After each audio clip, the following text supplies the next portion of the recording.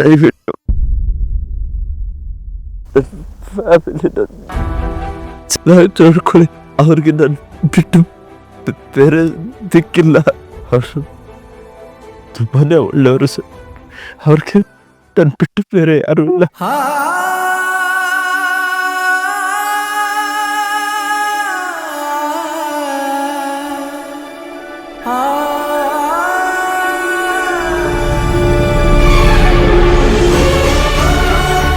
ಅರ್ಜುನ್, ನಿನ್ ಕುಟುಂಬದ ಜವಾಬ್ದಾರಿ ನಂದು. ಅರ್ಜುನ್ ಎಸ್, ನೀ ಎದ್ದೇಳು ಎದ್ದೇಳು ಅರ್ಜುನ್. ಕಾವೇರಿ ಎದ್ದೇಳಿ, ಹಾಸ್ಪಿಟಲ್ ಕರ್ಕೊಂಡು ಹೋಗೋಣ.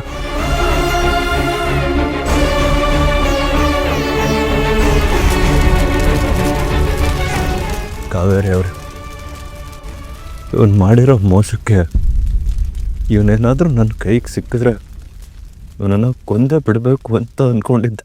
ಅಷ್ಟು ಸಿಟ್ಟಿತ್ತು ನನ್ನ ಮನಸ್ಸಲ್ಲಿ. ಪಾಪ ಅವನ ಪ್ರಾಣನ ತ್ಯಾಗ ಮಾಡಿ ನಮ್ಮ ಪ್ರಾಣನ ಉಳಿಸ್ಬಿಟ್ಟ.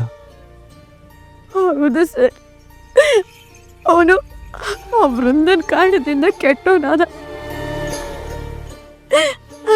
ಇಲ್ಲಾಂದ್ರೆ ಅವ್ನು ಕೆಟ್ಟವನಿಲ್ಲ ಸರ್. ವೃಂದ ವಿವೇಕ್ ನಮ್ಮ ಮನೇಲಿದ್ರು ನಮ್ಮವ್ರಾಗ್ಲೇ ಇಲ್ಲ. ಇವರು ಇದ್ದಕ್ಕಿದ್ದಾಗೆ ಬಂದ ನಮಗೋಸ್ಕರ ಜೀವನ ಕೊಟ್ಟು ದೇವ್ರ ಸ್ಥಾನ ತಗೊಂಡ್ಬಿಟ್ಟ ಸರ್. ತನ್ನಿಂದಾಗಿ ಇವನ್ ಜೀವ ಕಳ್ಕೊಳ್ಳೋ ಹಾಗಾಯ್ತಲ್ಲ ಅಂತ ಪಾಪ ಪ್ರಜ್ಞೆ ಕಾಡ್ತಿದ್ದೆ ಸರ್.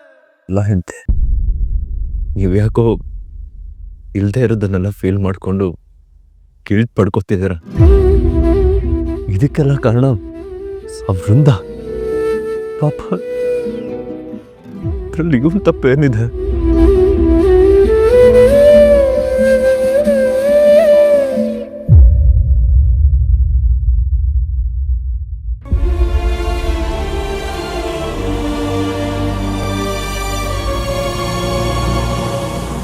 ನಾಣೆ ಅಣ್ಣ, ನನಗೊಂದು ಸಹಾಯ ಮಾಡ್ತೀರಾ? ಈ ಚೀಟಿಲಿ ಅರ್ಜುನ್ ಮನೆ ವಿಳಾಸ ಇದೆ. ಇಲ್ಲಿಗೆ ನೀವು ಹೋಗಿ ಅವ್ರ ಮನೆ ಪರಿಸ್ಥಿತಿ ಹೇಗಿದೆ ಏನು ಅಂತ ತಿಳ್ಕೊಂಡು ಬರೋದಕ್ಕಾಗತ್ತಾ? ಖಂಡಿತ ಟೀಚರ್ ಅಮ್ಮ, ಈಗಲೇ ಹೊರಡ್ತೀನಿ.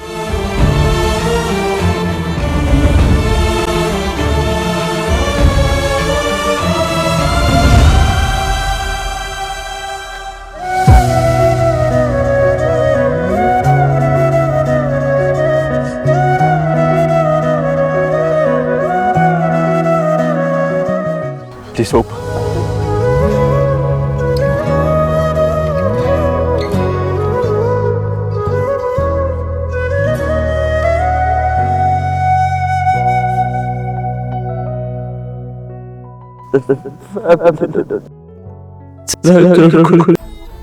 ಅಷ್ಟೇ ಸರ್.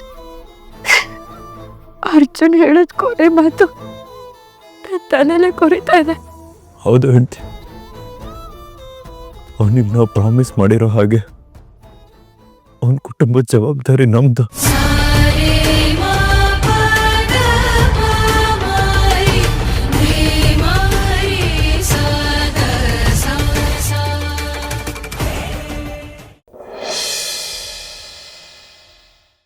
ಮಾವಯ್ಯ, ನನ್ನ ಗಂಡನ ನೀವು ಎಲ್ಲಿ ಕಳಿಸಿದ್ದೀರಾ?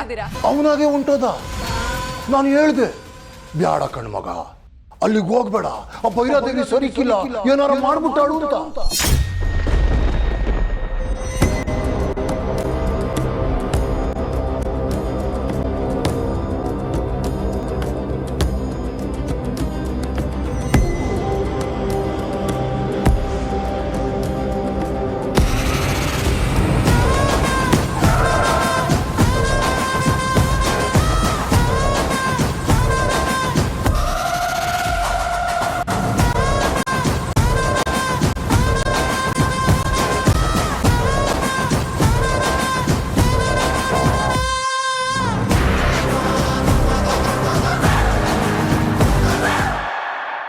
ಅದು ಇವನು ಕೋಪದಾಗ ಹೋಗವನೆ. ಅಲ್ಲಿ ಏನಾಯ್ತದೋ ಏನೋ. ಆ ಭೈರಾದೇವಿ ರಾಕ್ಷಸಿ, ನನ್ಗೇನ್ ಮಾಡ್ಬೇಕು ತಿಳಿತಿಲ್ಲ ಕಣವ್ವ. ಭೈರಾದೇವಿ ಮನೆಗ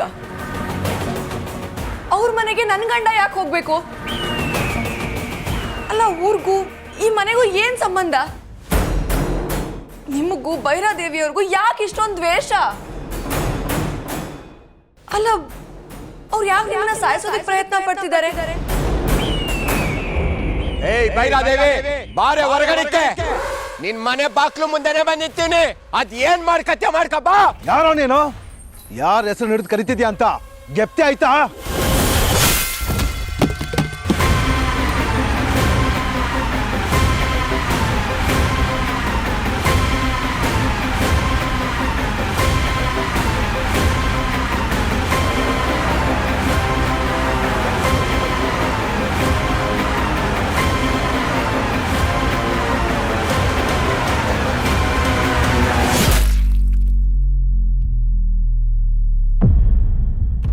ನಿಮ್ಗಳ ಮಧ್ಯೆ ಏನೇ ಇರ್ಬೋದು, ಅದ್ರ ಮಧ್ಯದಲ್ಲಿ ಏನೂ ಸಂಬಂಧ ಇಲ್ದ್ರು ನನ್ನ ಗಂಡನ ಯಾಕೆ ತರ್ತಿದ್ದೀರಾ? ಅವತ್ತೇನೋ ನಂತಾವಾನೆ ದೊಡ್ಡದಾಗಿ ಸವಾಲ್ ಹಾಕಿದೆ. ಹಂಗ್ ಮಾಡ್ಬಿಡ್ತೀನಿ ಹಿಂಗ್ ಮಾಡ್ಬಿಡ್ತೀನಿ ಅಂತ ಜಂಬ ಕಚ್ಕೊಂಡೆ. ಎಲ್ಲೋ ಆಯ್ತವ ನಿನ್ನಾಟ, ನಿನ್ ಒಣ ಜಂಬ ಈ ಶಿವರುದ್ರಪ್ಪನ ಮುಂದೆ ಹಂಗೇ ಶರಣಾಗೋಯ್ತಾ.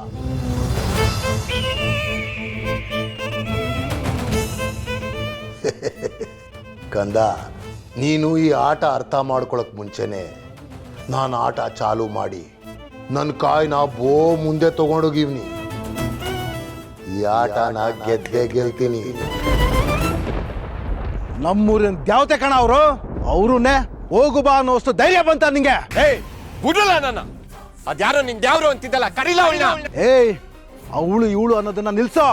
ಎಷ್ಟಪ್ಪ ಹೇಳ್ಬೇಕು ನಿಂಗೆ? ಏಯ್ ಕರಿಯಲೇ ಅವಳನ್ನ. ನಿನಗೆ ಮಾತಲ್ಲಿ ಹೇಳಿದ್ರೆ ಅರ್ಥ ಆಗಲ್ಲ ಅನ್ಸುತ್ತೆ. ನಾಲ್ಕು ಬಿಟ್ಟ ಮೇಲೆ ನಿನಗೆ ಅರ್ಥ ಆಗೋದೇನೋ. ಏಯ್,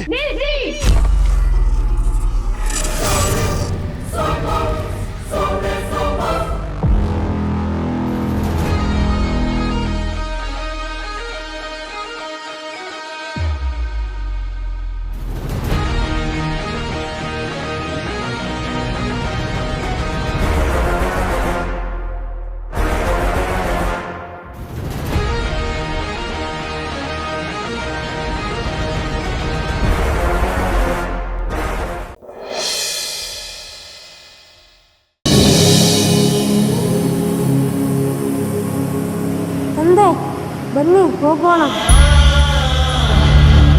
ಎಲ್ಲಿಗೆ ಗಣೇಶ? ಇನ್ನೆಲ್ಲಿಗೆ?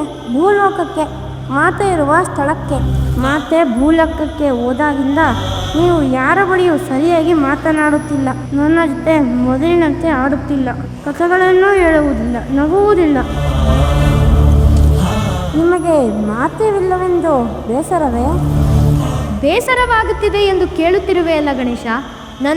ನಿನಗೆ ಶಿವಗಣಗಳಿಗೆ ಮಾತೆ ಇಲ್ಲವೆಂದು ಬೇಸರವಾಗುತ್ತಿಲ್ಲವೇ? ತಂದೆಗೆ ಆಗದಿರಲು ಹೇಗೆ ಸಾಧ್ಯ ಹೇಳು ಗಣೇಶ? ಹಾಗಾದರೆ ನಮ್ಮ ತಂದೆ ಏಕೆ ಭೂಲೋಕಕ್ಕೆ ಬರುವುದಿಲ್ಲ ಅಣ್ಣ? ನಾವೆಲ್ಲರೂ ಹೋಗಿ ಮಾತೆಯನ್ನು ಕರೆದುಕೊಂಡು ಬರೋಣ. ನಂದಿ ಭೃಂಗಿಯೂ ಅಲ್ಲಿದ್ದಾರೆ. ಹೋಗೋಣವೇ ತಂದೆ? ನೀವು ಅದೇ ಕಾರ್ಯಕ್ಕಾಗಿ ಹೋಗಿದ್ದೀರಲ್ಲ ಮಗು, ಆದರೆ ನಿಮ್ಮ ಮಾತೆ ಬರಲಿಲ್ಲವಲ್ಲ. ಈಗಲೂ ಅಷ್ಟೇ, ಮಾತೆಗೆ ಬೇಕಿರುವುದು ನಂದಿ ಭೃಂಗಿಯ ಸಹಾಯ. ಹಾಗಾಗಿ ಅವರನ್ನೇ ಸ್ಮರಿಸಿಕೊಂಡಿದ್ದಲ್ಲವೇ ನಾನು ಹೋಗಿ ಅಲ್ಲೇನು ಮಾಡುವುದು? ಮಾತೆಯ ಜೊತೆ ಇದ್ದರಾಯಿತು. ನಾನು ಗಣೇಶ ಕರೆದಾಗ ಅವರು ಬರಲು ಒಪ್ಪಲಿಲ್ಲ. ನೀವು ಕರೆದರೆ ಬರುತ್ತಾರೇನೋ? ಹೋಗಿ ಪ್ರಯತ್ನಿಸಬಹುದಲ್ಲ. ನಾನಿನ್ನು ಧ್ಯಾನ ಮಾಡಬೇಕು, ನೀವಿನ್ನು ಹೊರಡಿ. ಏನಾದರೂ ಕೇಳಿದರೆ ನೇರವಾದ ಉತ್ತರವನ್ನು ಕೊಡುತ್ತಿಲ್ಲ. ನೀವೇಕೆ ಭೂಲೋಕಕ್ಕೆ ಬರುವುದಿಲ್ಲವೋ ಹೇಳಿ ತಂದೆ. ನಾನು ಕೊಡುವ ಉತ್ತರಗಳು ನಿಮಗೆ ಅರ್ಥವಾಗುವುದಿಲ್ಲ ಮಕ್ಕಳೇ. ನಿಮ್ಮದು ಎಲ್ಲವನ್ನು ಅರ್ಥ ಮಾಡಿಕೊಳ್ಳುವ ವಯಸ್ಸೂ ಅಲ್ಲ. ಮುಂದೊಂದು ದಿನ ಎಲ್ಲವೂ ಅರ್ಥವಾಗುತ್ತದೆ. ನಂದಿ ಭೃಂಗಿ ಅಲ್ಲಿದ್ದಾನೆ.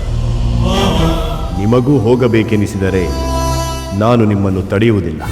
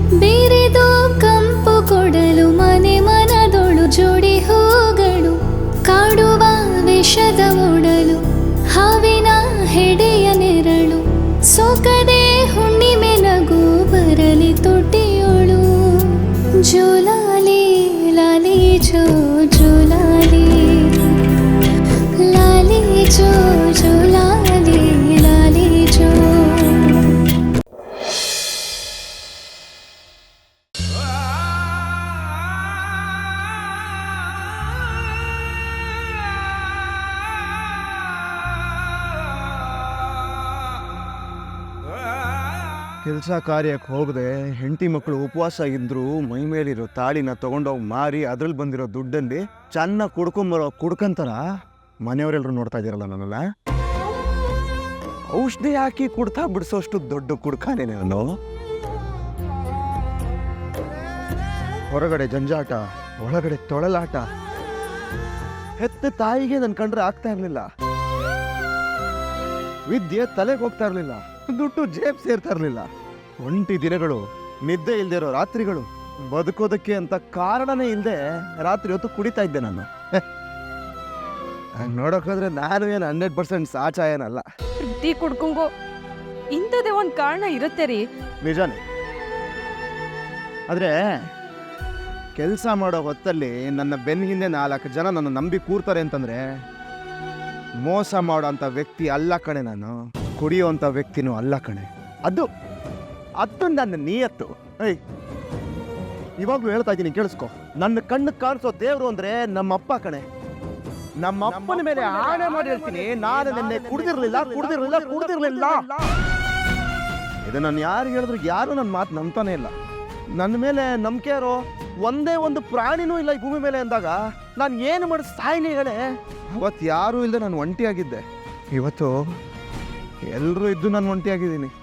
ಇದೆ ಈ ನೋವುಗಳೇ ನನ್ನ ಕುಡಿಯೋಗಿ ಮಾಡಿದ್ದು.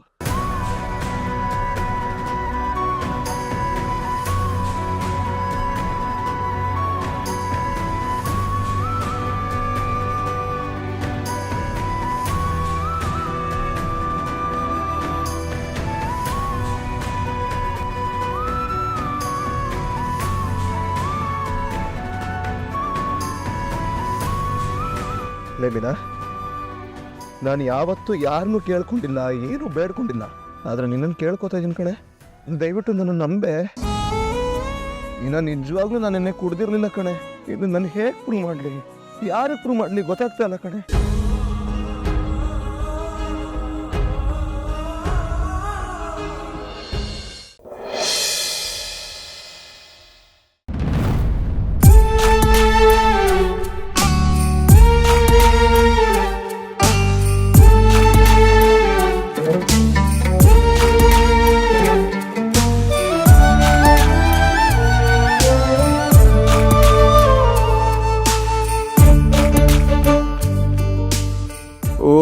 ಓಹೋ, ಬೆಳಗ್ಗೆಯಿಂದ ತುಂಬ ಕೆಲಸ ಮಾಡಿರ್ತೀಯಲ್ಲ, ಅದಕ್ಕೆ ದಾಹ ಆಗ್ತದೆ ಅನ್ಸುತ್ತೆ.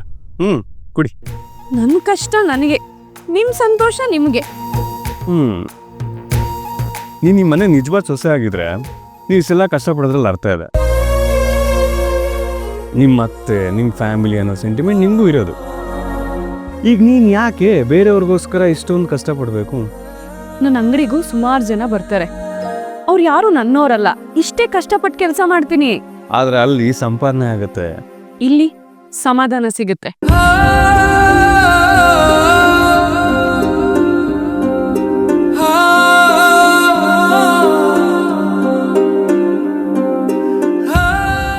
ನೋಡಿ ಸಾಹೇಬ್ರೆ, ದುಡ್ಗೋಸ್ಕರ ಕೆಲಸ ಮಾಡೋದಕ್ಕೂ ನಮ್ಮ ಸಂತೋಷಕ್ಕೋಸ್ಕರ ಕೆಲಸ ಮಾಡೋದಕ್ಕೂ ತುಂಬಾ ವ್ಯತ್ಯಾಸ ಇದೆ ಅಲ್ವಾ?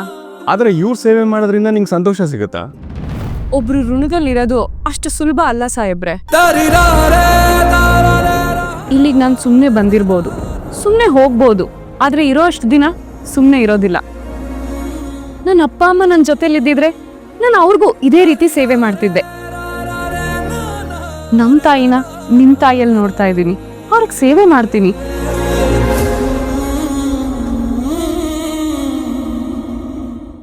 ನೀನ್ ಎಥಿಕ್ಸು ನನಗೆ ತುಂಬಾ ಇಷ್ಟ ಆಯ್ತು.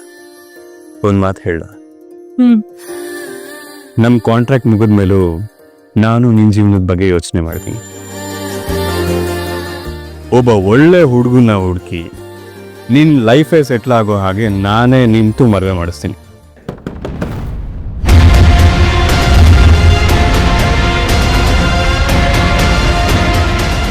ಸಾಹೇಬ್ರೆ, ಯಾರೋ ನಮ್ಮ ಮಾತನ್ನ ಕೇಳಿಸ್ಕೊಂಡ್ರು ಅನ್ಸುತ್ತೆ. ಅಯ್ಯೋ ಅಯ್ಯೋ, ಎಂತ ಮಿಸ್ಟೇಕ್ ಆಗೋಯ್ತು. ಬಾಗ್ಲ ತೆಗಿಯೋ. ಅತ್ತೆ, ಅಮ್ಮ. ಏ ಅಜಿತ್. ಸಾಹೇಬ್ರೆ, ಏನು ಹಾಸ್ಕೆ ಫಸ್ಟ್ ಎತ್ತು.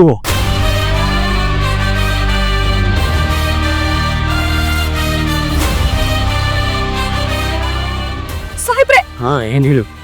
ನೀವು ಕುತ್ಕೊಂಡು ಮೈಸೂರು ಪಾಕ್ ತಿಂತೀರಿ, ನಾನು ಡೋರ್ ಓಪನ್ ಮಾಡ್ತೀನಿ. ಸರಿ, ಅದೇ ಬೇಗ ಮಾಡಿ.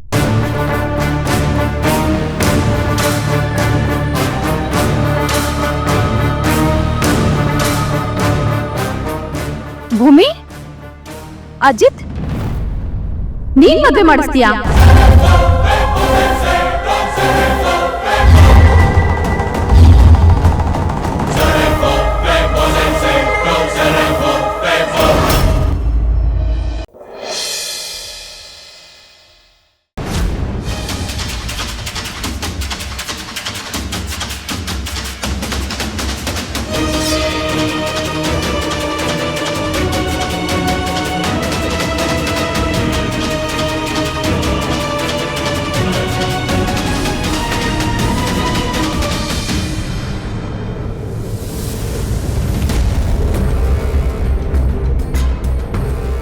ಇದೇನಿದು?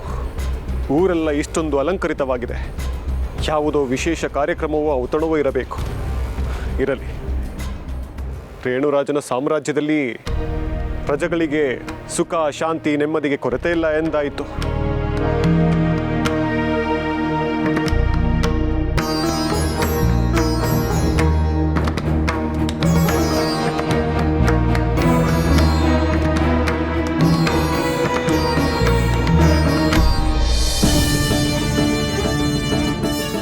ಒಂದು ರಾತ್ರಿ ನಾನು ಇಲ್ಲಿಯೇ ಕಳೆದರೆ ನಾಳೆಯ ಒಳಗಾಗಿ ನನ್ನ ಪ್ರೇಯಸಿಯನ್ನು ಹುಡುಕಿಕೊಂಡು ಅವಳನ್ನು ನನ್ನ ಸಾಮ್ರಾಜ್ಯಕ್ಕೆ ಕರೆದುಕೊಂಡು ಹೋಗುತ್ತೇನೆ.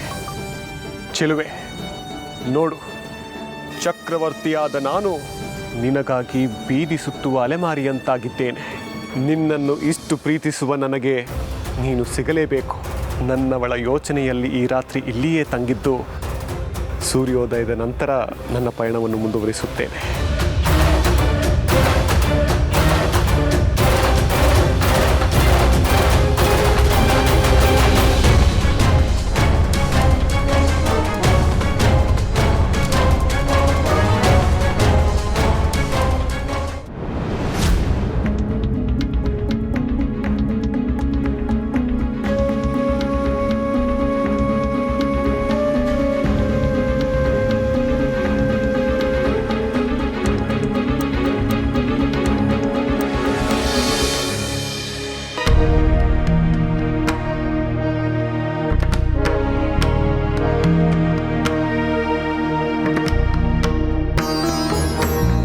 ರೇಣಿಕೆ, ನೀನು ಬಂದಿದ್ದೀಯಾ ಎಂದು ನನಗೆ ಗೊತ್ತು. ರೇಣಿಕೆ,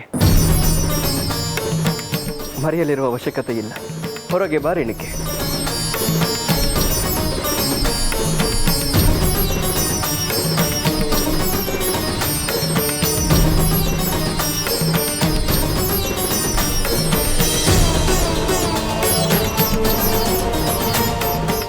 ನನಗೆ ನಿನ್ನ ಇರುವು ತಿಳಿಯುವುದಿಲ್ಲ ಎಂದುಕೊಂಡಿದ್ದೀಯಾ ರೇಣಿಕೆ? ಹಾಗೆಲ್ಲ ಜಮದಗ್ನಿ, ನೀನು ಹೊರಡುವ ತಯಾರಿಯಲ್ಲಿದ್ದೀಯ ಅಲ್ಲವೇ? ಸುಮ್ಮನೆ ನನ್ನಿಂದೇಕೆ ತೊಂದರೆ ಎಂದು ನಾನು ಮರೆಯಲ್ಲಿಯೇ ನಿಂತು ನೋಡುತ್ತಿದ್ದೆ ಅಷ್ಟೇ. ಏನು? ನಿನ್ನಿಂದ ನನಗೆ ತೊಂದರೆಯೇ? ಅದೆಂದಿಗೂ ಸಾಧ್ಯವೇ ಇಲ್ಲ ರೇಣಿಕೆ. ನನ್ನೆಲ್ಲ ತೊಂದರೆ ತಾಪತ್ರಯಗಳನ್ನು ಪರಿಹರಿಸುವವಳು ನೀನು. ನಿನ್ನಿಂದ ತೊಡಕಾಗುವ ಮಾತೇ ಇಲ್ಲ.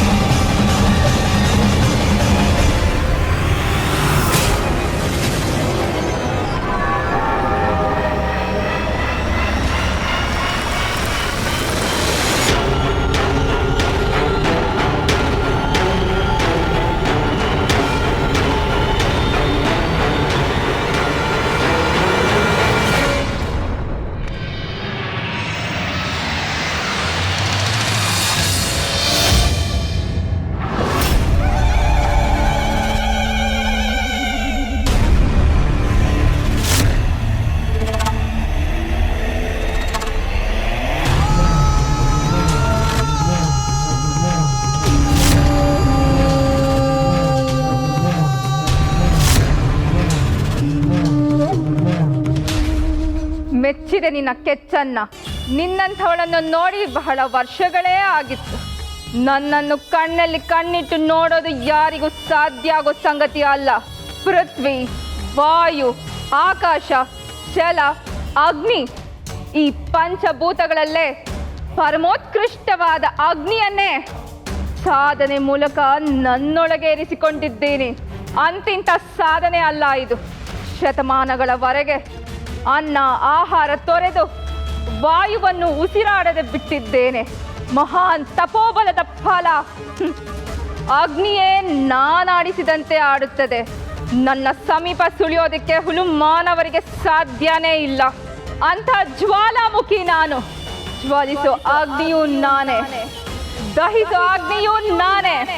ನಾನೇ ಅಗ್ನಿ ಜ್ವಾಲ.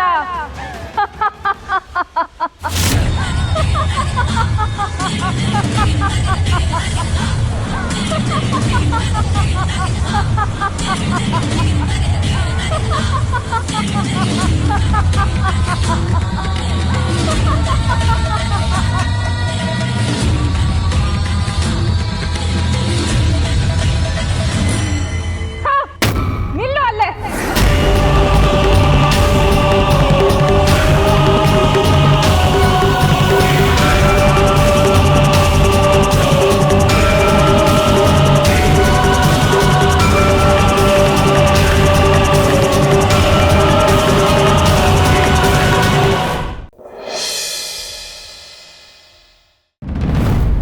ವೇದ, ವೇದ,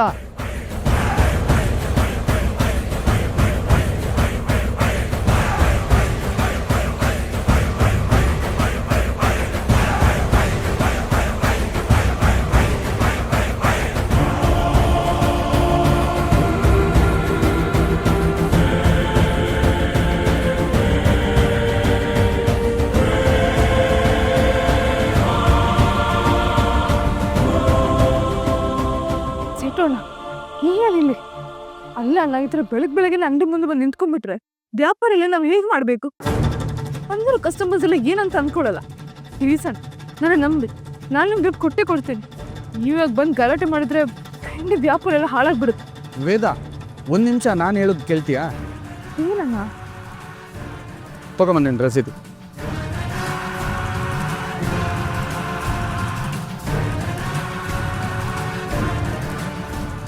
ನನ್ನ ದುಡ್ಡು ನನಗೆ ಬಂದಿದೆ, ಅದು ಬಡ್ಡಿ ಸಮೇತ. ನಿಮ್ಮಮ್ಮನ ಒಡವೆ ನೀವೇ ಇಟ್ಕೊಳ್ಳಿ.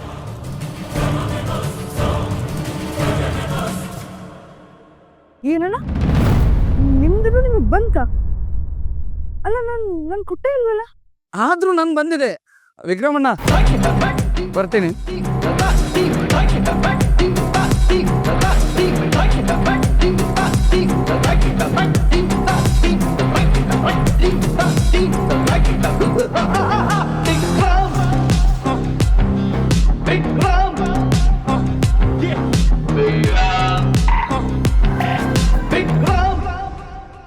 ಸೇಟುಗೆ ದುಡ್ಡು ಕೊಟ್ಟಿದ್ಯಾರು?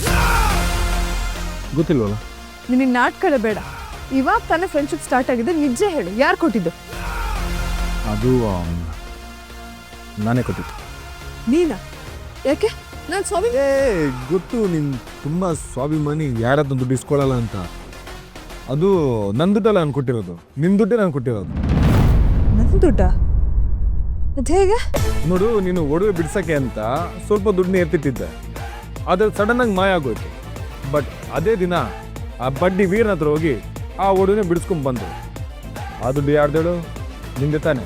ಅಂದರೆ ನೀನು ಅವ್ರಿಗೆ ದುಡ್ಡು ಕೊಟ್ಟಿದ್ಯಾ ಅಂತ ಆಯ್ತು. ನೋಡು, ಆಲ್ರೆಡಿ ಒಂದ್ಸರಿ ಆ ಒಡವೆಗೆ ದುಡ್ಡು ಕೊಟ್ಟಿದ್ಯಾ, ಮತ್ತೆ ಪದೇ ಪದೇ ಕೊಡೋಕ್ಕಾಗುತ್ತಾ? ಇವಾಗ ಶೆಟ್ರು ಮತ್ತು ಆ ಸೇಟ್ ಮಧ್ಯೆ ಸಂಧಾನ ಆಗಿದೆ. ಹಾಗಾಗಿ ವೀರ ಅವನೇ ಹೋಗಿ ದುಡ್ಡನ್ನ ಕೊಟ್ಟು ಬಂದಿದ್ದಾನೆ. ನಿಜನಾ? 100% ನಿಜ. ನನಗೆ ಗೊತ್ತಿಲ್ಲ ವಿಕ್ರಮ್, ಅಮ್ಮಂಗೆ ಆ ಒಡವೆ ಎಷ್ಟು ಇಂಪಾರ್ಟೆಂಟ್ ಆಗಿತ್ತಂತ. ತುಂಬ ಥ್ಯಾಂಕ್ಸ್.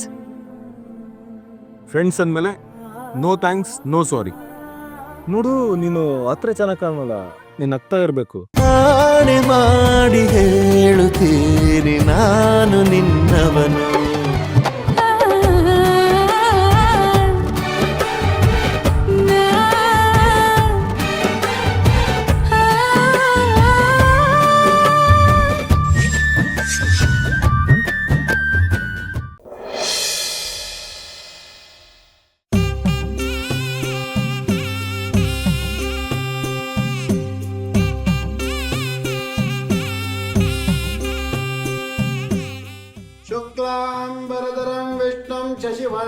ಚತುರ್ಭುಜಂ ಪ್ರಸನ್ನವದನಂ ಧ್ಯಾಯೇತ್ ಸರ್ವವಿಘ್ನೋಪಶಾಂತಯೇ. ಇಷ್ಟ ದೇವತಾ ಕುಲದೇವತಾನ ಎರಡು ಮನೆಯವರು ಪ್ರಾರ್ಥಿಸಿಕೊಂಡು ಈ ದಂಪತಿಗಳ ಉಭಯ ಮುಂದಿನ ಕಾರ್ಯಕ್ರಮಗಳೆಲ್ಲ ಸುಗಮವಾಗಿರಲಿ ಅಂತ ಮನಸ್ಸಿನಲ್ಲೇ ಪ್ರಾರ್ಥನೆ ಮಾಡ್ಕೊಳ್ಳಿ. ತಾನೇ ನಾನೇ ನಾನೇ ನಾನೇ ತಾನೇ ನಾನೇ ನಾನೇ ನಾನೇ ತಾನೇ ನಾನೇ ನಾನೇ ನಾನೇ ತಾನೇ ನಾನೇ ನಾನೇ ನಾನೇ.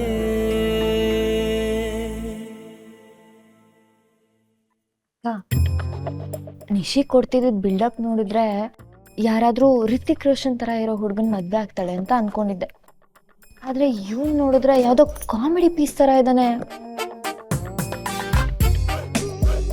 ಆದ್ಯ, ನಿಶಿ ಕ್ಯಾರೆಕ್ಟರ್ ಎಂಥದ್ದು ಅಂತ ಗೊತ್ತಾ? ಅವಳಿಗೆ ಹುಡುಗನ ಬಗ್ಗೆ, ಹುಡುಗನ ಕ್ಯಾರೆಕ್ಟರ್ ಬಗ್ಗೆ, ಪ್ರೀತಿ ಬಗ್ಗೆ, ಫ್ಯಾಮಿಲಿ ಬಗ್ಗೆ ಇದ್ರ ಯಾವುದ್ರ ಬಗ್ಗೆನೂ ಚಿತ್ತ ಇಲ್ಲ. ಅವಳ ಮೇನ್ ಗುರಿ ಇರೋದು ದುಡ್ಡು ದುಡ್ಡು ಅದೊಂದಿದ್ರೆ ಸಾಕು, ಬೇರೆ ಯಾವುದ್ರ ಬಗ್ಗೆನೂ ಯೋಚನೆ ಮಾಡಲ್ಲ. ಅದು ಸರಿ, ಅವಳು ಅಭಿಭಾವನ್ ಮದುವೆ ಆಗಕ್ಕೆ ಒಪ್ಕೊಂಡಿದ್ದು ಯಾಕೆ ಅನ್ಕೊಂಡಿದ್ಯಾ? ಅವರು ದೊಡ್ಡ ಬಿಸ್ನೆಸ್ ಮ್ಯಾನ್ ಅನ್ನೋ ಒಂದೇ ಒಂದು ಕಾರಣಕ್ಕೆ. ನನ್ನ ಅಣ್ಣ ಬದುಕೊಂಡ.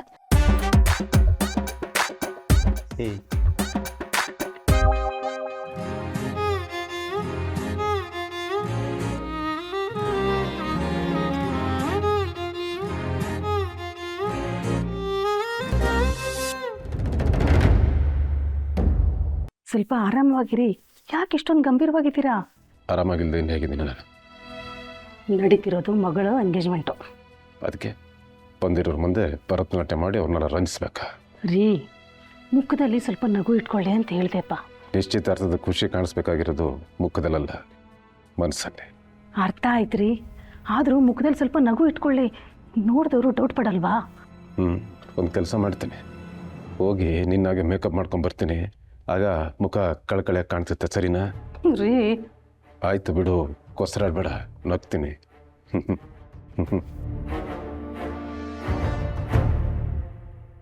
ಅಣ್ಣ, ನಾವೆಷ್ಟೇ ಗ್ರ್ಯಾಂಡಾಗಿ ಫಂಕ್ಷನ್ ಮಾಡಿದ್ರು ಶ್ರಾವಣಿ ಅಕ್ಕ ಇಲ್ಲ ಅಂದರೆ ಆ ಫಂಕ್ಷನ್ಗೆ ಕಳೆನೇ ಇರಲ್ಲ ಅಲ್ವಾ?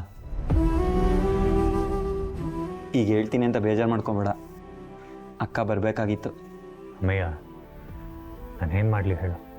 ಕೆಲವೊಂದು ಸತಿ ಮಾತಾಡಬೇಕು ಅಂತ ಅನ್ಸಿದ್ರು ಮಾತಾಡೋದಕ್ಕಾಗಲ್ಲ, ಫೀಲ್ ಆದರೂ ಫೀಲ್ ಮಾಡ್ಕೊಳ್ಳೋದಕ್ಕೂ ಆಗಲ್ಲ. ಅರ್ಥ ಆಯಿತು ಅಣ್ಣ.